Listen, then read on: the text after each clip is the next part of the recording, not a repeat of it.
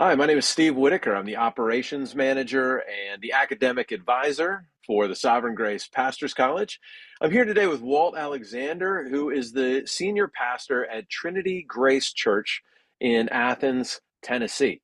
And we're here to talk about the difference that the Pastors College has made in the life of a student, a Pastors College graduate that Walt and Trinity Grace sent to the Pastors College and then received back from the Pastors College a couple years later. So, Walt, first, thanks for taking time out of your day to join me and talk about the Pastors College.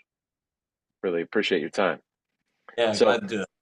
let me ask you a question here. So, you guys sent Taylor and Elizabeth Hollingsworth to the Pastors College in 2020, 2021, right during that school year. So they left out there.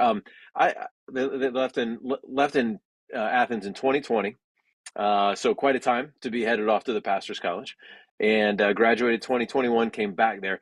Maybe you could give us a brief rundown of Taylor's history with Trinity Grace Church, and how did you guys get to the place that you determined it was the right time to send him to the Pastors College? Yeah, I'd love to talk about that. I think Taylor really landed in our laps. He's further along than most people. He was serving a camp outside of Etowah, Tennessee, so he's commuting up to Cornerstone before we launched. Gone to Bible college. He'd spent some time on the mission field and done some postgraduate work in theology at at kind of a missionary university. And so he was familiar with ministry, but not familiar with local church ministry in a lot of ways. And Hmm. so began attending Cornerstone and then came on the plant with us. So very early on, he would have been a guy that I was praying for and wondering what God was doing in his life. I think so. He was invaluable at the beginning, and I choose that word carefully. I think some of the things that stood out were an increasing aspiration for ministry in the local church. I think a guy coming from the Hmm. mission field uh, uh, tends to view ministry in a very different way. And so it was helpful Right, for this right. to be a part of serving in a local church and pastoral ministry and also serving Trinity Grace. So that aspiration kept increasing. And I also Hmm. think his, his love for and the congregation's confidence in him kept Okay. increasing. So those are things that I'm called to track, I think, and way and try to serve him well. I told the church before we sent him that if I didn't hire him when he came back, then they'd probably fire me. So that's pretty much the way it was. When we sent him, I think the church had gotten to a place where they just deeply loved him and respected him and looked Hmm. forward there. So in that respect, it's kind of a no-brainer to send him. We'd hoped to send him the prior year, and so we're excited to send him despite the pandemic. Yeah. Excited. So Okay, that's awesome. So obviously Taylor is he was a friend, and so you know him both kind of in both avenues, both as a friend and as a pastor and church member. And you and I both went to pastors college, so we both have experience firsthand with the transformative effect of the pastors college and how it shapes your thinking and your approach to ministry.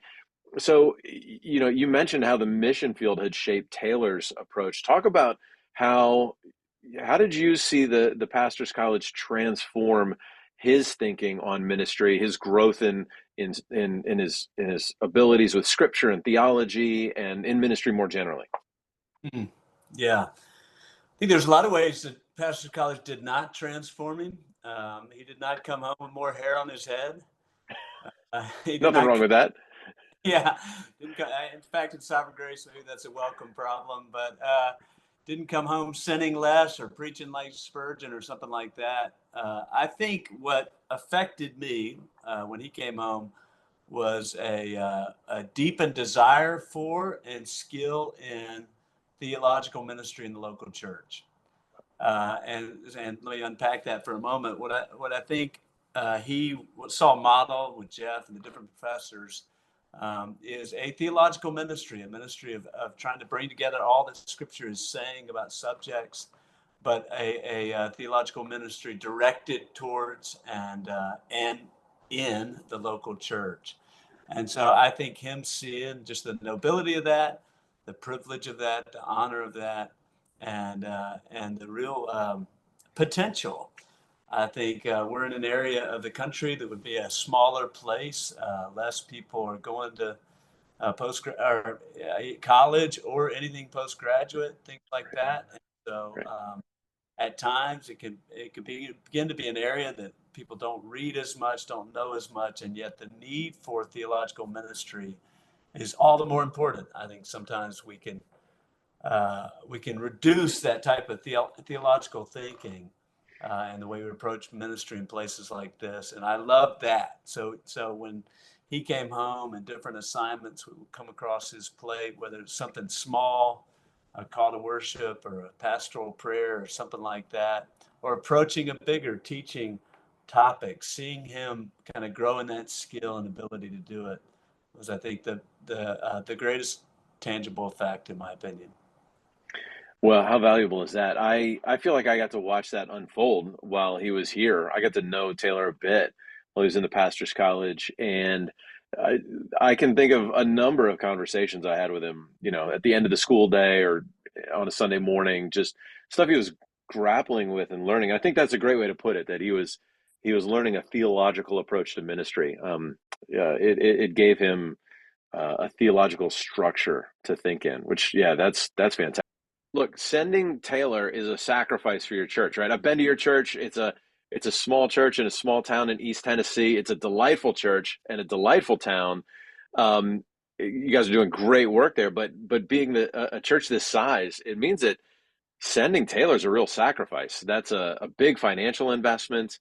It means you're without one of your key leaders for a year. So, how did you think about leading the church through that and accounting for that kind of sacrifice? Yeah, that's a great question. I think in a lot of ways it began as we thought about it with just all the investment that comes with it. I do Hmm. think smaller town.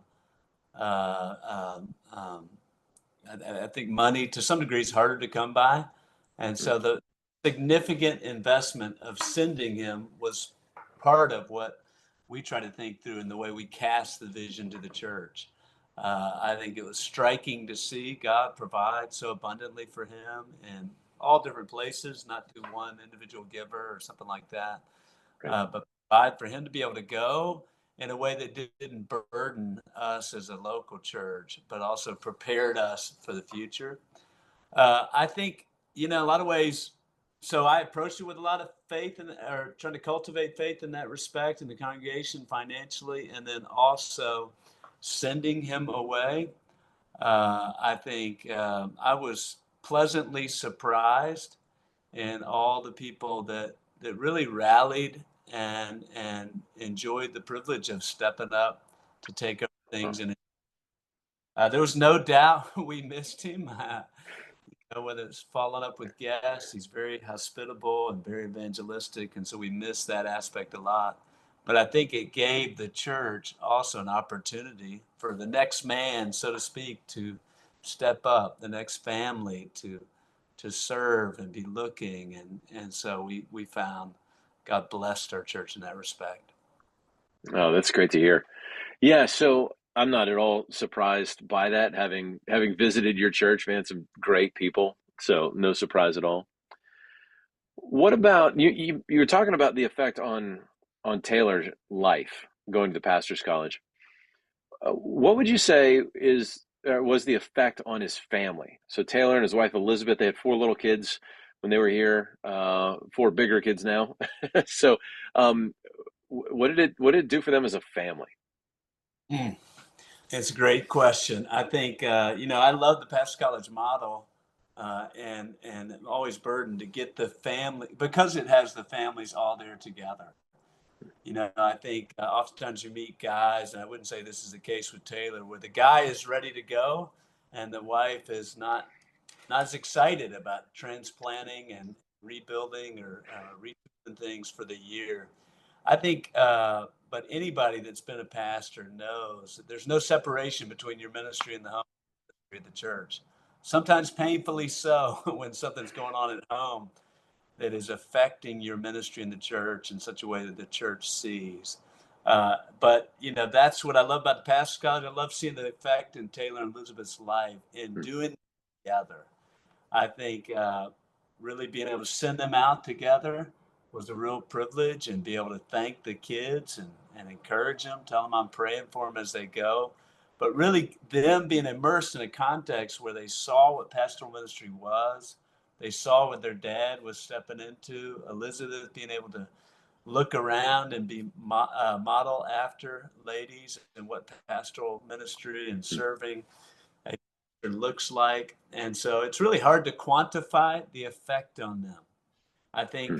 in a lot of ways it's a pressure cooker exposure to the some of the privilege of being a pastor's family, and it's a noble callings, the privilege of serving the church in that way, and also some of the responsibilities and some of the burdens that may come with it. I think it's a pressure cooker immersive environment that was so rich. I Mm. think they with better awareness of what the burdens are and what the privileges are. And so we, Yeah. like so many families, Taylor and Elizabeth, they come home fired up and ready to serve. Yeah, that's so great. I really appreciated while they were here, they were all in on the life of the church. And I think it's possible to come to the pastor's college and just sort of like live with the pastor's college families and do stuff there. But they got to know people, and they were involved in play dates and stuff. Elizabeth started an art class for like middle school and high school girls, and so my daughters were part of that. They still have jewelry that they made. That was 3 or 4 years ago. They still have jewelry that they made in Elizabeth's art class, and I think that says a lot. If they're like that here while they're in the pastors' college, I can only imagine the difference they're making now that they're back on the ground in Athens, and they got their feet under them there for several years. So that's fantastic. All right, let's maybe finish with this question. So, any advice that you would give to other senior pastors who are wondering about sending a guy, wondering, maybe thinking, hesitant about the kind of investment and sacrifice that requires? What's your counsel to them? Yeah, I think I'd say twofold. I think on the one hand, I'd go back to what's unique about the Pastors College in that immersive cohort type environment. I have had the privilege, or I kind of stumbled my way through it in several different seminary contexts. And I think the uniqueness of the Pastors College is that cohort model where you're sharing life and you're learning not just the academics and the skill of pastoral ministry, but also the life and the example of it. So in that respect, it's hard to duplicate. Hmm. Uh, Hard to duplicate even in internships and residencies, and I've led those things in different churches. It's hard to duplicate the effect in 1 year or 12 months um, in that context, the effect on their lives and the effect on their ministry, and thus the effect on your church. I think the other thing I would say is every time I've sent a guy, and now I've sent two, but was involved in sending a number from Cornerstone Church where it was before, I've just seen it bless the church. Hmm. I think the church loves it when their pastors take steps of faith. I do not think they like it when we play it safe, and they smell that. And there's just something missional about sending a guy. It'd certainly be easier. It would have been easier for us to hire Taylor. But I've always just in my mind thought, this is it's 1 year before we get to hire a guy because we want him to go to pastor's college and we want to take that step of faith together.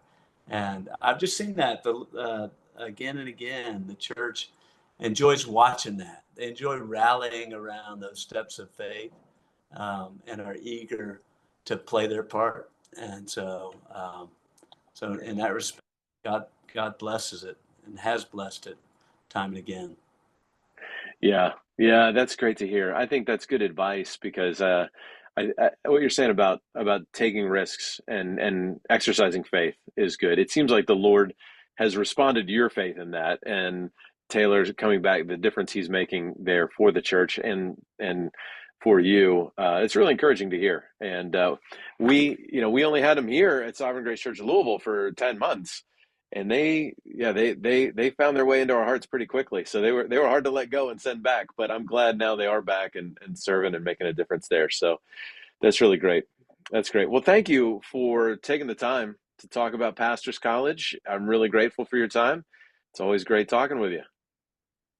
Thanks, Steve. All right, man. I'll talk to you later.